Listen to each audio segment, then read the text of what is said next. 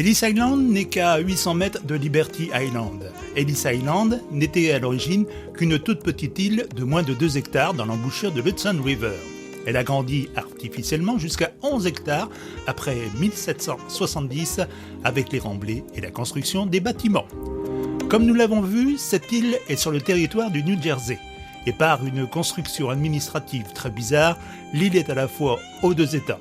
La surface d'origine, soit environ 21 000 m², appartient à l'État de New York et la partie artificielle qui entoure l'île originale, soit environ 129 000 m², est la propriété du New Jersey. Pour faire court, en 1834, le New Jersey acceptait que New York garde la juridiction de l'île. Elle est gérée aujourd'hui par le gouvernement fédéral et sous la juridiction du service des parcs nationaux des USA. Ellis Island a une forme de U pour permettre aux bateaux d'accoster à l'abri du fort courant de l'embouchure de l'Hudson River. Avant 1892, l'accueil des immigrants se faisait au bout de Manhattan, dans le fort Clinton, au grand désespoir des habitants. À cette époque, Ellis Island s'appelait Fort Gibson et faisait partie du système de défense contre la flotte britannique.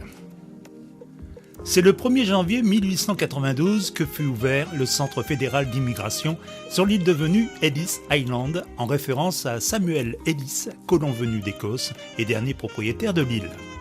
Ce centre est chargé de trier et de référencer les très nombreux arrivants sur le sol des Amériques. Donner les détails des 62 années d'activité serait trop long.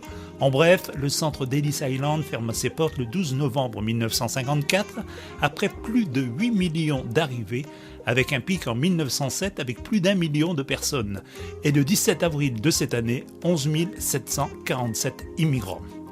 De nos jours, après un abandon de plus de 30 ans, l'île fut restaurée et depuis le 10 septembre 1990, elle est devenue le musée de l'immigration. Elle se trouve maintenant dans le circuit des îles Liberty et Ellis Island.